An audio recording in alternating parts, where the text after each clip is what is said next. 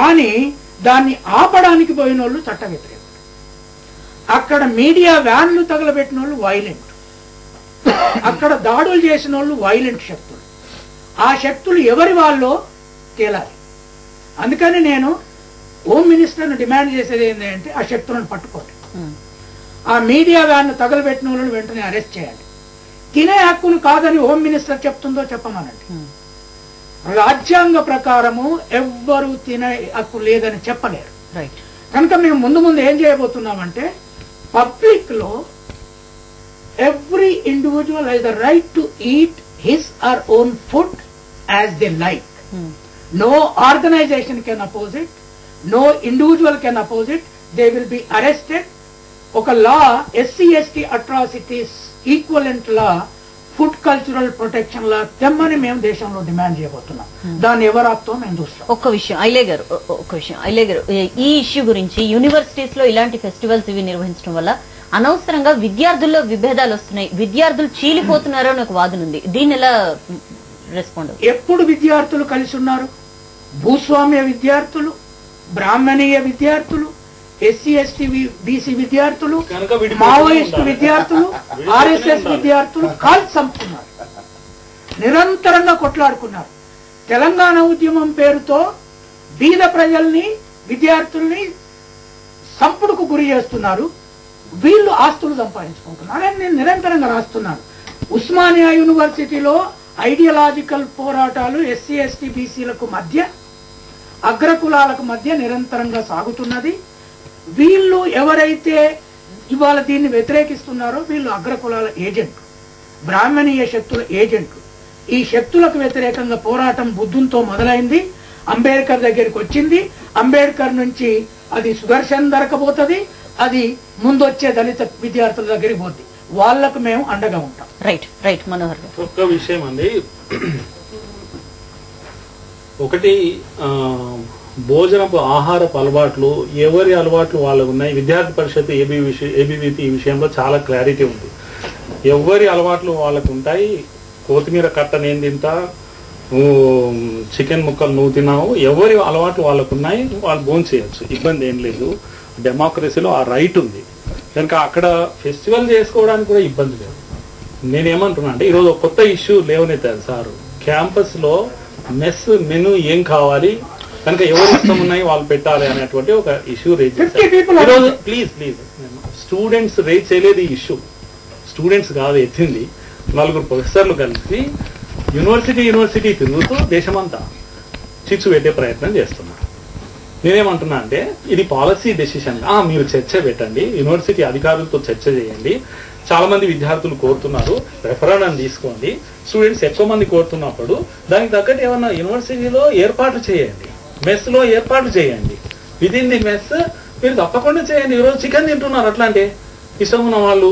Vegetarian తింటున్నారు, non veg తినే వాళ్ళు తింటున్నారు, అభ్యంతరం లేదు.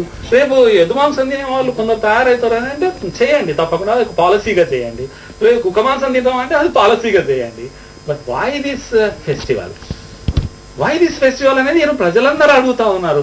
ఈ విధంగా రెచ్చగొట్టేటువంటి ఆలోచన ఎందుకు వచ్చింది అనేది ప్రశ్న విద్యార్థులను.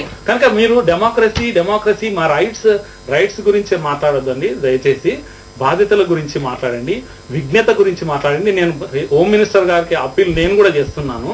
అసలు యూనివర్సిటీలో స్టూడెంట్స్ సమస్యల గురించి వీసీ దగ్గర వెళ్ళి మాట్లాడాలన్నా, లేకపోతే 4 ప్రొఫెసర్లు కలిపి ఎక్కడ కానీ యూనివర్సిటీ సంబంధం లేని వాళ్ళంతా వచ్చి యూనివర్సిటీలో ఇంత పెద్ద చిచ్చు పెట్టి కత్తిపోట్ల వరకు దారి తీస్తే ఈరోజు మతకలాలు రెచ్చగొట్టే వాళ్లను ఎంత సీరియస్ గా చట్టం ఆలోచిస్తుందో, ప్రభుత్వాలు ఆలోచిస్తున్నాయో, కులం పేరున రెచ్చగొట్టేటువంటి కలహాలు కూడా అంతకన్నా ప్రమాదమైనవి. దేశాన్ని ముక్కలు చేసేటువంటి ప్రయత్నం ఇది.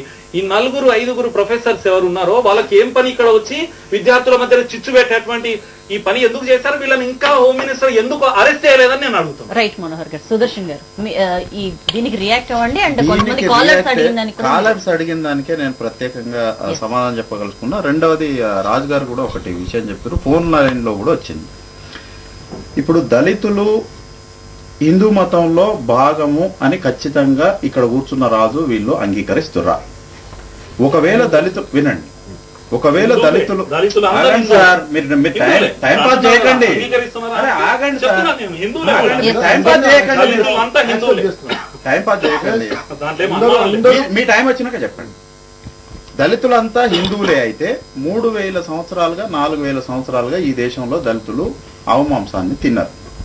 ప్రాచీన కాలంలో బ్రాహ్మలు, క్షత్రియులు, వైశ్యులు అందరూ ఆవుమాంసం తిన్నారని లక్షల టన్నుల పేజీల ఎవిడెన్సెస్ ఉన్నాయి. డిఎన్ జా ది హోలీ కవ్ అనే పుస్తకం కూడా రాసిండు, అంబేద్కర్ రాసిండు, మ్యాక్స్ ముల్లర్ హిందుత్వాన్ని బాగా అభిమానించేటటువంటి వాడు మ్యాక్స్ ముల్లర్ కూడా రాసిండు. అయితే నేనేమంటున్నా అంటే ఇది ఆవును తినటం అనేటటువంటిది హిందుత్వాన్ని వ్యతిరేకించడం అసలే కాదు. ఎందుకంటే 3000 ఏండ్ల నుంచి దళితులు తింటున్నారు కాబట్టి దళితులు హిందూ మతంలో భాగమైతే దళితులు తినడం 3000 ఏండ్ల నుంచి తింటున్నప్పుడు ఇవాళ దళితులు తినటం హిందూ మతానికి వ్యతిరేకం కాదు. రెండవది ఏంటిది అంటే ప్రాచీన కాలంలో ఎక్కడా కూడా హిందూ మతం లేదు. హిందూ మతాన్ని విదేశాల నుంచి వచ్చినటువంటి వాళ్ళు సింధు నాగరికత ప్రదేశంలో రివర్ ప్రక్కన ఉండేటటువంటి ప్రజలకు అది ఆగండి, మీరు దయచేసి ఆగండి. చర్చ చాలా అరే ఆగండి సార్, మీరు సమయం ఉందా? మీరు మాట్లాడితే మేము ఇచ్చినాం కదా, మీరు మాట్లాడితే మేము కూర్చున్నాం కదా. ఎందుకట్లా మీరు బిహేవ్ చేస్తారు? అభిప్రాయాలకు కూడా విలువనీయకుంటే ఎట్లా? కాబట్టి ఇక్కడ మేమేం చెప్తున్నాం అంటే బుద్ధుడు యజ్ఞయాగాదుల పేరుతోటి జరుగుతున్నటువంటి అశ్వమేధ యాగము, ఆ రోజుల్లో జరుగుతున్నటువంటి దాన్ని మొత్తం కూడా ఖండిస్తూ లక్షలు వేల ఆవుల్ని గుర్రాల్ని చంపుతున్నటువంటి స్థితికి వ్యతిరేకంగా బుద్ధుడు బలిని వ్యతిరేకించిండు తప్ప ప్రజలు ఆహారంగా మాంసాన్ని ఇస్తే వ్యతిరేకించలేదు. ఆయన చనిపోవడానికి 2-3 రోజుల ముందు కూడా మాంసాన్ని స్వీకరించాడు. అశోకుడు తన రాజ్యం లోపల బలిని యజ్ఞయాగాదుల పేరుతో చేసేదాన్ని వ్యతిరేకించి చట్టం చేసిండు, కానీ అశోకుడు ఏ రోజు వెజిటేరియన్ గానే ఉన్నాడు అనేటటువంటిది కాదు. రెండవది ఏంటి అంటే ఇంకొక మాట అన్నారు, వీరేమంటారనంటే మాంసాన్ని తినే వాళ్లకు క్రూరత్వం పెరుగుతుందని. నేనేం చెప్తా ఉన్నానంటే అసలు ఏ జంతువుకైనా పవిత్రత, నీచత్వం, ప్యూరిటీ, డర్టీ అనేటటువంటివి ఆర్గానికల్ గా, సైంటిఫికల్ గా ఈ ప్రపంచంలో ఏ జంతువుకైనా ఇప్పటి వరకు కానీ గతంలో కానీ ఎవరైనా నిరూపణ చేయగలరా? డర్టీ, ప్యూరిటీ అనేటటువంటిది మనం ఆపాదించుకుంటే డర్టీ ఉంటుంది, లేకపోతే ప్యూరిటీ ఉంటుంది. అయితే మేము ఇక్కడ ఏం చెప్తున్నాం అంటే ఆకుకూరలు తినేటోళ్ళంతా ప్రేమాస్పదులు, మాంసాహారం తినేటోళ్ళంతా క్రూరులు అనేది తప్పు. బుద్ధుడు మాంసం తిన్నాడు, అశోకుడు మాంసం తిన్నాడు, అంబేద్కర్ మాంసం తిన్నాడు, కార్ల్ మార్క్స్ మాంసం తిన్నాడు, జీసస్ మాంసం తిన్నాడు, మహమ్మద్ మాంసం తిన్నాడు. ఈ దేశంలో ప్రేమ, శాంతి, కరుణను బోధించిన మనుషులందరూ స్పార్టకస్ మాంసం తిన్నాడు. కానీ హిట్లరు మాంసం తినలేదు, ఈయన అద్వానీ మాంసం తినలేదు, ఆయన చెప్పిన నాథురామ్ గోడ్సే మాంసం తినలేదు. అరే నువ్వు ఎందుకండి ఖండిస్తాం? అరే ఆగరాదండి, మీ టైం వచ్చినప్పుడు చెప్పు. అరే మీ టైం వచ్చినప్పుడు చెప్పండి, మీ టైం వచ్చినప్పుడు చెప్పు. వీళ్ళెవరూ కూడా మాంసాహారం తినలేదు. ప్రపంచాన్ని అత్యంత రక్త పిపాసులుగా మార్చి మానవ సమాజాన్ని జాతులుగా వైరం చేశారు. అంబేద్కర్ చాలా క్లియర్ గా చెప్పిండు, భారతదేశంలో ఒక జాతి అనేది అసలు లేనే లేదు, విభిన్నమైనటువంటి సమూహం ఇది. ఈ దేశంలో ఉన్నటువంటి ప్రజలకు ఒక జాతికి ఉండేటటువంటి క్యారెక్టర్ అసలే లేదు. కాబట్టి ఆయన జీవితం మొత్తం కూడా హిందుత్వాన్ని కౌంటర్ చేయడం కొరకు మాత్రమే ప్రయత్నం చేసిండు. ఇక్కడ నేను ఇంకొక విషయం చెప్తున్నాను. వీళ్ళు ఎందుకు యూనివర్సిటీకి వచ్చింది చదువుకోవడానికా, ఎదుకూర తినడానికా? యూనివర్సిటీకి వచ్చింది చదువుకోవడానికా, గణేష్ ఫెస్టివల్ చేస్తూ దానికి రానటువంటి పిల్లల్ని విపరీతంగా కొట్టి తరమడానిక? యూనివర్సిటీకి వచ్చింది చదువుకోవడానిక, ఆడపిల్లల్ని వేధించి వాళ్ళని సెక్సువల్ గా అరాజ్ చేయటానిక? యూనివర్సిటీకి వచ్చింది శ్రీరామనవమి పండగ నాడు కామన్ మెనూను డిస్టర్బ్ చేసి ఆదివారం నాడు చికెన్ పెట్టాల్సి ఉంటే దాన్ని బద్దలు కొట్టి ఆనాడు మాంసాహారం లేకుండా శాకాహారం పెట్టడం. వీళ్ళకు థ్రెట్ అంతా ఎక్కడుంటదంటే ఎన్ఆర్ఎస్లు ఉంటది. ఎన్ఆర్ఎస్ ఒక 30 ఏళ్లుగా అంబేద్కర్ వారసులు వీళ్ళు. నువ్వు ఏది ఎక్కడ నడిచినా కూడా ఎన్ఆర్ఎస్ హాస్టల్లో నడవాలి. కాబట్టి వీళ్ళ జీవితం అంతా ఎన్ఆర్ఎస్ హాస్టల్ తోటి ఫైట్ చేయడానికి సరిపోతుంది. మా జీవితం అంతా మేము మనువాదంతో ఫైట్ చేయడానికే మేము కేటాయిస్తాం. ఇక్కడ నేనేం చెప్తున్నా అంటే చిచ్చు ఎవరు? అరే ఆగండి, అరే ఆగండి, మీరు ఆగండి. చిచ్చు ఎవరు కృత్రిమంగా క్రియేట్ చేయలేరు. సమాజంలో వైరుధ్యాలు ఉన్నటువంటిది వాస్తవము. ఈ భారతీయ సమాజము చాతుర్వర్ణ వ్యవస్థని క్రియేట్ చేసి పెట్టింది. ఈ చాతుర్వర్ణ వ్యవస్థ మూలంగా మనుషుల మధ్యన అంతరాలున్నాయి. ఫ్యూడల్స్ ఉన్నారు, ఇక్కడ బ్రాహ్మణులు ఉన్నారు. బ్రాహ్మణత్వం దళితుల్లో కూడా జొరబడింది, బ్రాహ్మణత్వం ఆదివాసీల్లో జొరబడింది, బ్రాహ్మణత్వం రాజుగారు లాంటి బీసీల్లో కూడా జొరబడింది. ఇక్కడ మేము చెప్పేటటువంటిది ఏంటంటే అంబేద్కర్ మాకిచ్చిన, పూలే మాకిచ్చిన, పెరియార్ మాకిచ్చిన జ్ఞాన సిద్ధాంతంతో మా జీవితాంతం అంతా బ్రాహ్మణత్వం పైన, మనువాదం పైన పోరాటం చేయటం. ఆ పోరాటంలో వినండి ఒక్కటే నిమిషం, ఆ పోరాటంలో భాగంగానే కేవలం ఫుడ్ ఫెస్టివలే కాదండి, ఇట్లా అనేకమైనటువంటి అంశాలని ఇక్కడ ఉన్నటువంటి బ్రాహ్మణత్వాన్ని బద్దలు కొట్టేటటువంటి కార్యక్రమంలో ఇదొకటి. ఇదే కారణం కాదు. ఈ దేశంలో కులం ఉన్నది సత్యం. ఆ కులాన్ని నిర్మూలించడానికి సమానత్వ ఆహార సంస్కృతి, సమానత్వ జీవితాన్ని తీసుకొని రావటంలో భాగంగానే ఇది ఒక కార్యక్రమం. రైట్ అండి. ఫైనల్ గా మీ పాయింట్ చూడమ్మా, ఒక విషయం ప్రొఫెసర్ గారు చెప్తూ 150 మంది స్టూడెంట్స్ ముందట, అది 150 మంది ముస్లింస్ ముందట మేము బీఫ్ తింటే మీకేమైనా అభ్యంతరమా అని అడిగారు. వాళ్ళ ముందటనే మేము పందికూర తింటే అభ్యంతరమా అని అడగాల్సి ఉండే. నెంబర్ 1 చెప్పేది ఆగండి, మీరు నేను అడిగిందాలి నేను చెప్పండి. తర్వాత ఇంకొక విషయం ఏంటంటే, ఇవాళ వారంతా వారు ఒప్పుకున్నారు. ఏం ఒప్పుకున్నారంటే, యూనివర్సిటీలో ఎప్పుడు కూడా ప్రశాంతమైనటువంటి వాతావరణం ఉంటలేదు, ఎప్పుడు కూడా అంతర్గతంగా యుద్ధాలు జరుగుతూనే ఉన్నాయి. అంటే ఇటువంటి వాళ్ళు ఉండి అక్కడ వాటిని ఆపు చేయాలా, లేక వాళ్ళకి విద్యను నేర్పాలా, లేక ఆ సరస్వతి నిలయాన్ని బ్రహ్మాండంగా ప్రశాంతంగా ఉంచాలా? అంటే వీళ్ళకి ఆజ్యం పోస్తూ వాళ్ళకి స్టూడెంట్స్ అందరికి మీరు వాళ్ళు అది చేస్తారు, మీరు ఇది చేయండిరా అని చెప్పేటువంటి వాళ్ళు యూనివర్సిటీ ప్రొఫెసర్స్ వీళ్ళు. అంటే ఇప్పుడే చెప్పాడు ఆయన, ఓపెన్ గా ఒప్పుకున్నాడు. ఏం ఒప్పుకున్నాడు? అక్కడ జరుగుతూనే ఉంటాయి ఈ యుద్ధాలకు, నేను కూడా దానికి సపోర్ట్ ఇస్తూనే ఉంటాను, కాబట్టి అవి జరగాలి అనేటువంటి ఉద్దేశం గల వాళ్ళు యూనివర్సిటీలో ఎంతవరకు ఉండొచ్చు అనేటువంటిది ఆలోచించాల్సినటువంటి ఎందుకంటే జనాలు ఆలోచించారు. నేను మాట్లాడిన, మీరు మాట్లాడిన, నేను మాట్లాడిన, మీరు ఎవ్వరు మాట్లాడారు, ఆరోపించారు కాబట్టి ఇటువంటి వాళ్ళు యూనివర్సిటీలో పనిచేసి అక్కడ ఉన్నటువంటి చిచ్చులు లేపుతారు. నెంబర్ 1. ఇంకొక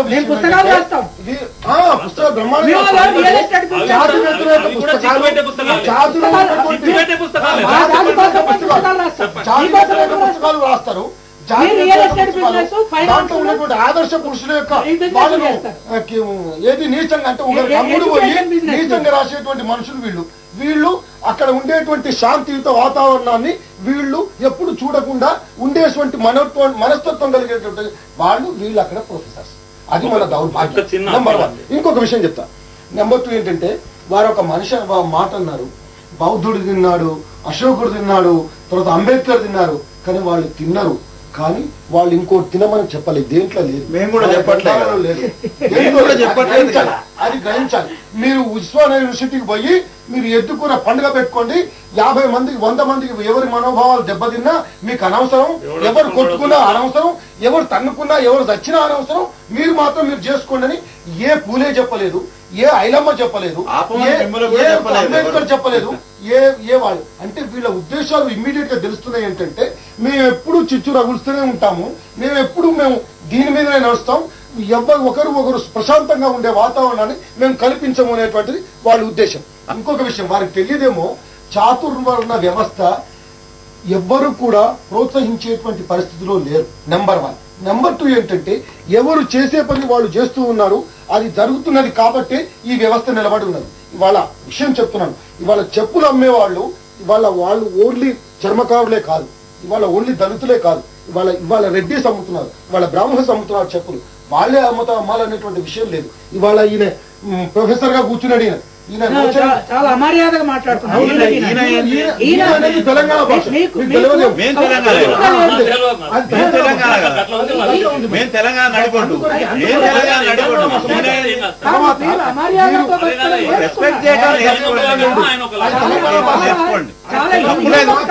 మర్యాదగా మాట్లాడడం తప్పు కాదు. అవసరం మాకు లేదు. బెదిరించి ఆపలేరు రాజుగారు, బెదిరించి ఆపలేరు మీరు. చాతుర్వర్ణ వ్యవస్థ ఏదైతే ఉందో ఎవరూ కూడా మనుధర్మ శాస్త్రం ఎన్నడు రాసింది, ఎన్నడు ఉన్నది, ఇవాళ మీరు ఉటంకించాల్సినటువంటి అవసరం ఏముంది? ఇవాళ కాన్స్టిట్యూషనే, భారత రాజ్యాంగాన్నే ఇవాళ 100కు పైగా అమెండ్మెంట్స్ చేస్తున్నటువంటి పరిస్థితులలో ఎప్పుడో ఉన్నటువంటి మనుధర్మ శాస్త్రాన్ని ఇవాళ చూపెట్టి, బూచి చూపెట్టినట్టు చూపెట్టి వాళ్ళని చూసి వీళ్ళు చెప్పాల్సినటువంటి అవసరం లేదు. దాంట్లో ఉన్నటువంటి మంచిని చేయాల్సినటువంటి అవసరం అందరి మీద ఉంది, ప్రోత్సహించాల్సినటువంటి అవసరం ఉంది. See, I am a social reformer. గత దేంట్లో? 30 ఏళ్లుగా దేంట్లో ఈ బ్రాహ్మణ వ్యవస్థ మీరు తయారు చేసిన సిస్టాన్ని కూలగొట్టడమే మా లక్ష్యము. ఇక్కడ ఎస్సీ ఎస్టీ బీసీలు ఈ రాజ్యాన్ని వెళ్తారు, ఈ టెంపుల్స్ ఆక్రమించుకుంటారు, ఈ దేశానికి ప్రధానమంత్రి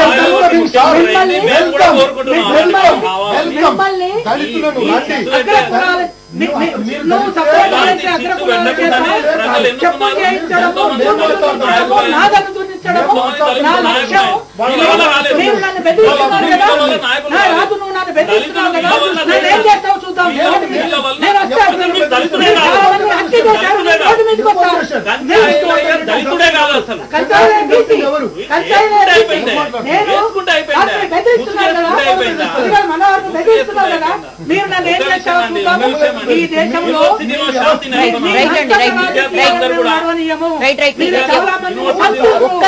నన్ను మాత్రం ఒక్కరు మాత్రం క్లియర్ గా మాట్లాడట్లేదండి. Thank you very much for coming to studio. ఇది ఇవాళ news hour. Stay tune to Maha news.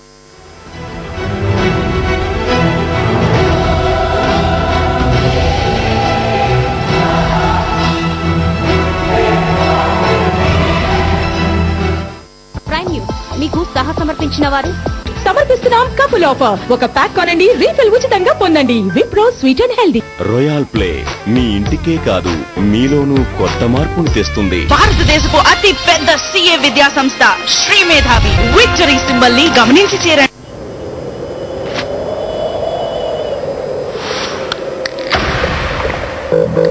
ఇవాళ ఏదో అదరకూడదు.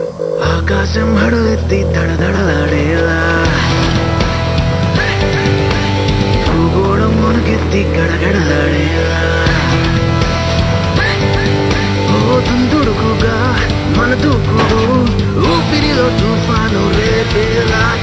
ఈ వేళ ఏదోటి అదరకూడదా, ఈ వేళ ఏదోటి అదరకూడదా.